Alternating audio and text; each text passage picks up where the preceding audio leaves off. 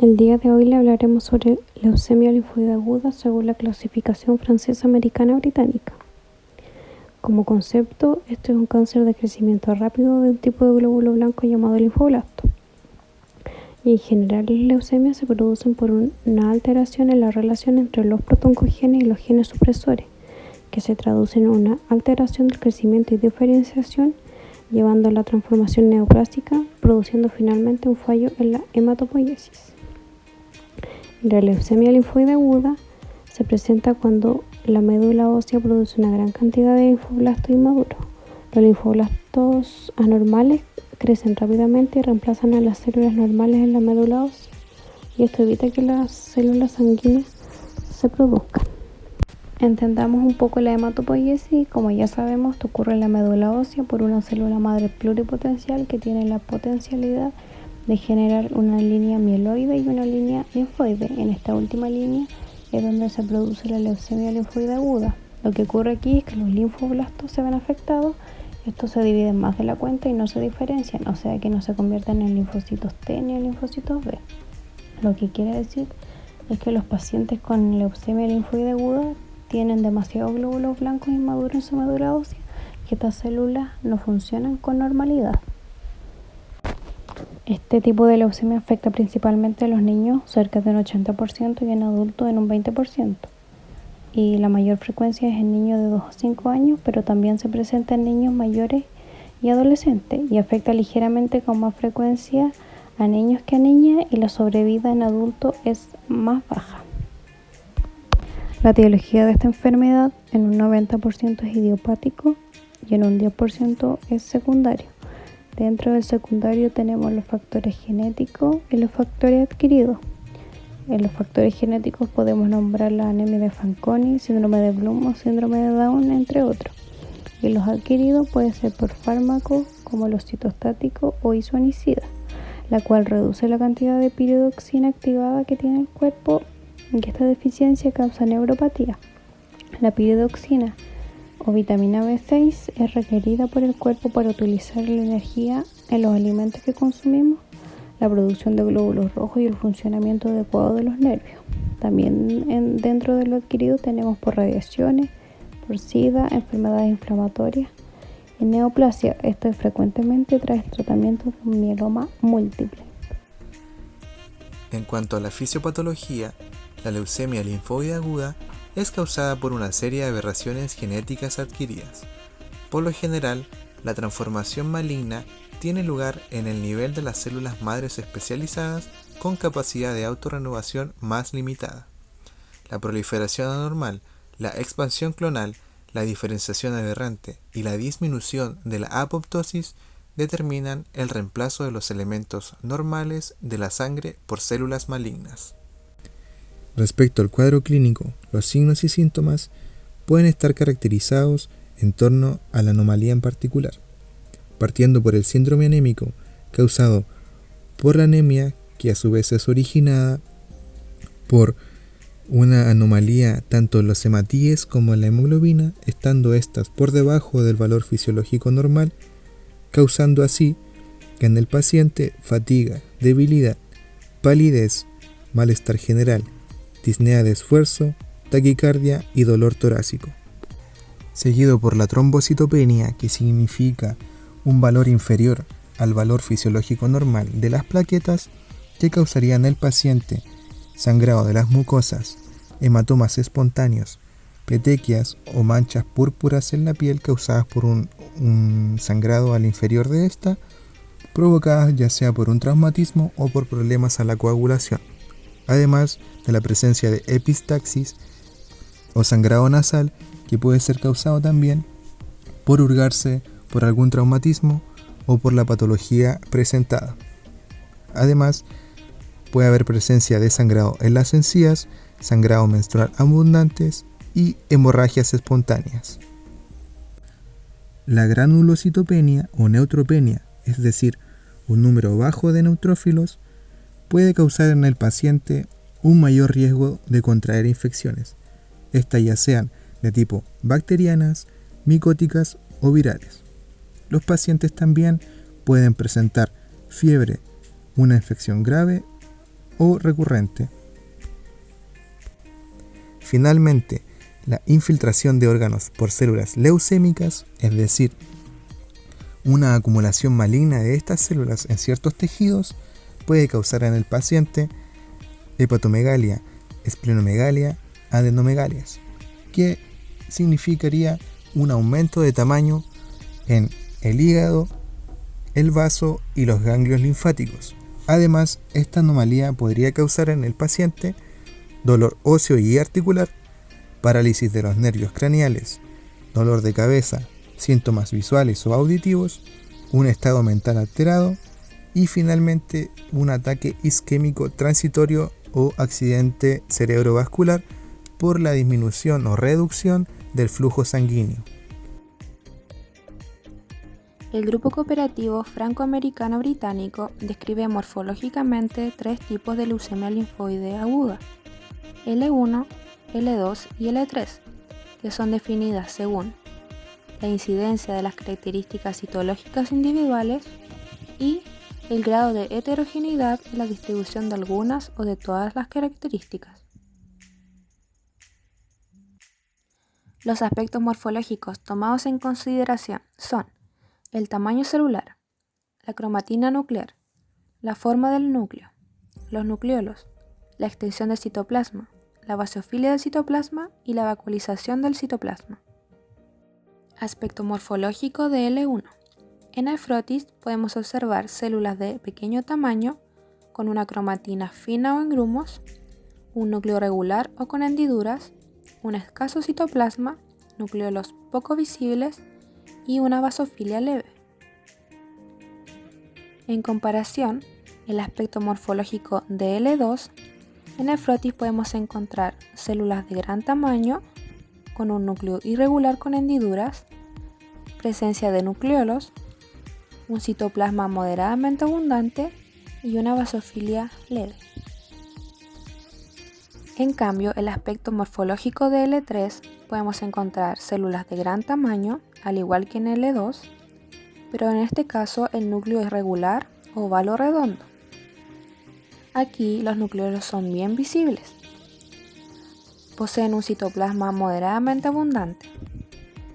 La basofilia es muy prominente y hay presencia de vacuolas citoplasmáticas. Aquí podemos observar una tabla comparativa con los 3 aspectos morfológicos, los cuales volveremos a repasar.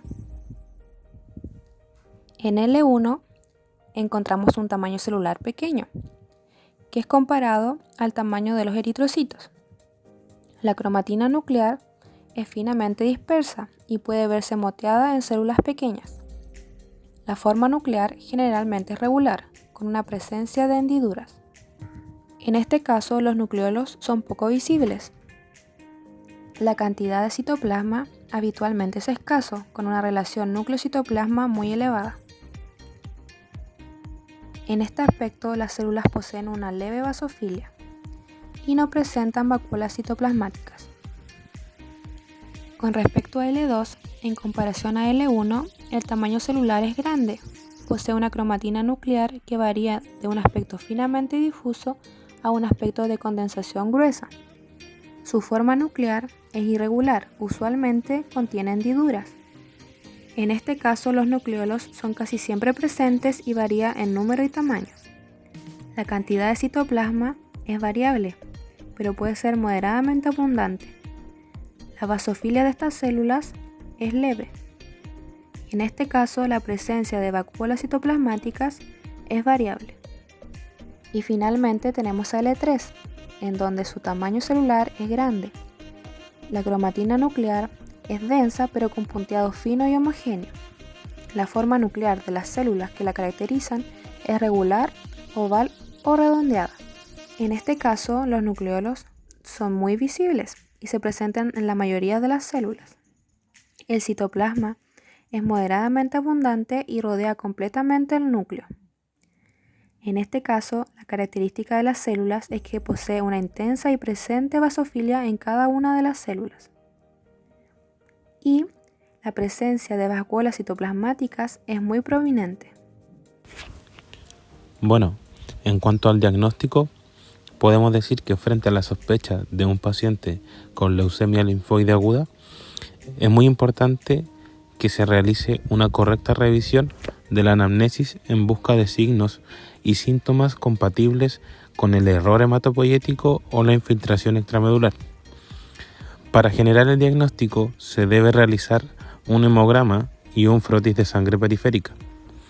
En el hemograma podemos encontrar leucocitosis casi en el 50% de los casos. También podemos encontrar anemia con una mayor prevalencia, siendo casi el 80% de los casos. Y podemos observar una trombocitopenia, siendo esta menor a 100 por 10 elevado a 9 gramos por litro de plaquetas, teniendo esta misma una prevalencia de 75% de los casos. Luego tenemos el frotis de sangre periférica, donde es común encontrar glóbulos blancos inmaduros o también llamados linfoblastos y una presente disminución de glóbulos rojos y de plaquetas que se puede observar en el frotis de sangre periférica. También es importante señalar que el diagnóstico definitivo de una leucemia linfoblástica aguda se debe realizar después de observar el aspirado medular y a su vez siempre realizar un examen de líquido cefalorraquídeo para así descartar la afección inicial del sistema nervioso central. En el caso de que el paciente presente fiebre, se debe realizar un hemocultivo y un urocultivo. Otros exámenes complementarios para el diagnóstico de una leucemia linfoblástica aguda puede ser una radiografía de tórax, una ecografía abdominal, un estudio cardiológico, un perfil bioquímico o evaluación de la bioquímica sanguínea. También realizar estudios de la coagulación, serología y exámenes para evaluar las inmunoglobulinas. También existe el diagnóstico diferencial. En este tipo de diagnóstico se debe incluir algunas enfermedades no neoplásicas, como lo son la artritis crónica juvenil, la mononucleosis infecciosa, que muchas veces cursa con la presencia de linfocitos activados, la púrpura trombocitopénica idiopática, que es una trombocitopenia de carácter autoinmune, las anemias aplásicas, donde se debe realizar una biopsia de médula ósea, y por último, las neuroblastoma, el rhabdomiosarcoma o retinoblastoma, donde puede existir una infiltración leucémica en algunas de dichas zonas.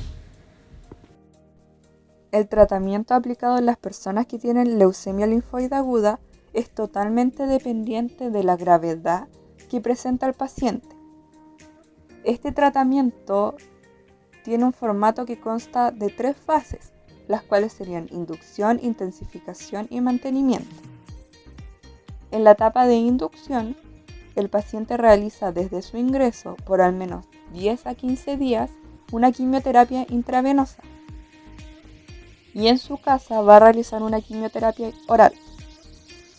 La finalidad de esto es erradicar el 99% de las células leucémicas iniciales y poder restaurar la hematopoiesis normal. Para que un paciente tenga una remisión completa, se le hace una exploración física, una exploración al sistema nervioso central, exámenes de sangre periférica y de la médula ósea, los cuales deben estar sin rastros de leucemia.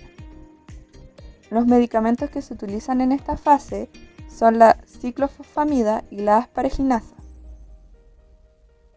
En caso de que un paciente con leucemia linfoide aguda llegue a presentar un cromosoma Filadelfia positivo, se va a iniciar un tratamiento con imatinib, el cual es un inhibidor de la tirosinquinasa, y este va a comenzar desde el día 16. En la fase de intensificación, se realiza un tratamiento intensivo al momento de terminar la etapa de inducción. Esto va a ser con la finalidad de poder destruir las células que lograron ser resistentes al primer tratamiento, para así poder reducir de manera total el riesgo de una recaída.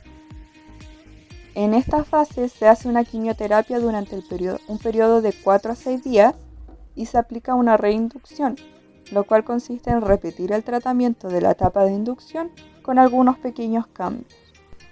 La fase de mantenimiento, más que nada esta etapa está destinada a la evaluación prolongada de los pacientes por al menos 2 años, ya que existen casos donde la persona se encuentra con aparente remisión completa, pero al realizar exámenes de biología molecular podemos encontrar la presencia de la enfermedad en bajas concentraciones. En la etapa de mantenimiento, la persona va a acudir a sus remisiones de manera ambulatoria cada 2 a 4 semanas. Se va a administrar diariamente mercaptopurina, va a haber una administración semanal de metotrexato y una administración 3 días a la semana de trimoxazol. Existen otras opciones terapéuticas o de tratamiento, las cuales consisten en un tratamiento, por ejemplo, del sistema nervioso central, ya que el sistema nervioso central les entrega protección a las células leucémicas, ya que la barrera hematoencefálica no permite la entrada de los agentes quimioterapéuticos. En estos casos se va a utilizar desde el inicio una evaluación con punciones lumbares repetidas y una quimioterapia intratracal.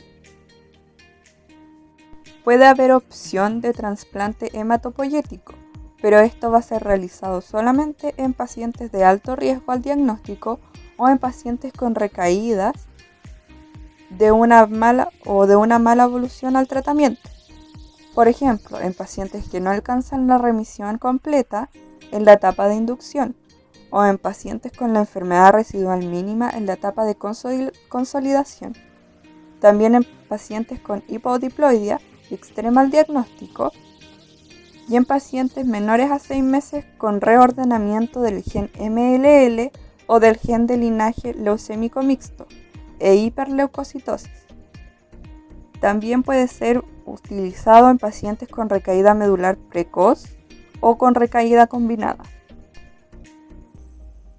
A modo de resumen, podemos decir que las leucemias agudas constituyen el grupo de neoplasias más frecuentes en la edad pediátrica.